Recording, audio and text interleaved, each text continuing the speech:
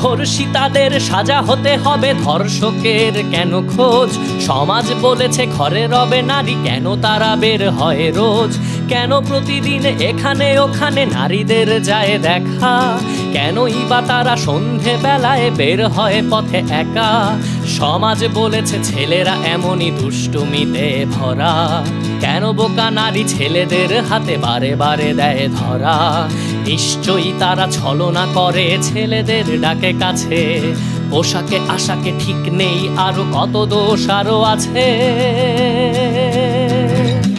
আমি বলি এই ধর্ষণ রোধে নারীদের দাও ফাঁসি, তবেই মিটবে ধর্ষণ কেসে সমাজের মুখে হাসি। আমরা পুরুষ যাতে ধর্ষক এভাবেই গড়া প্রাণী, মনে মনে কত ধর্ষণ করি আমরাই শুধু জানি। আমি বলি এই ধর্ষণ রোধে নারীদের দাও ফাঁসি, তবেই মিটবে ধর্ষণ কেসে সমাজের মুখে হাসি। আমরা পুরুষ যাতে ধর্ষক এভাবেই গড়া প্রাণী, মনে মনে কত ধর্ষণ করি আমরাই শুধু জানি।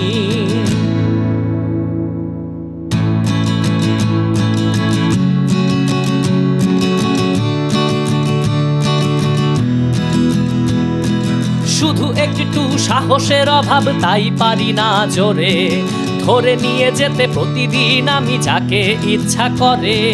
শুধু মাঝে মাঝে সুযোগ এলে হঠাৎ কোনোখানে ধর্ষক রূপ বের হয়ে আসে কি যেন আনমনে। কি এমন দোষ বুঝেই পাই না, এত কেন কথা হয়? বের হয় কেন বেহায়া নারী, কেন নাই মনে ভয়? দু একটা ভাই হয়েই তো যায়, এমন কি কাজ? আমি ধর্ষক বলছি তোমায়, এ আমার সমাজ। এই যে মেয়ে আর কটা দিন প্রস্তুতি নিয়ে রাখো, তোমার ছেলে ধর্ষক হবে তুমি নিশ্চিত থাকো। তখন তুমি তার পাশে থেকে রক্ষা করো তাকে, ধর্ষিতারই সাজা হয় যেন ছেলে নিরাপদ থাকে।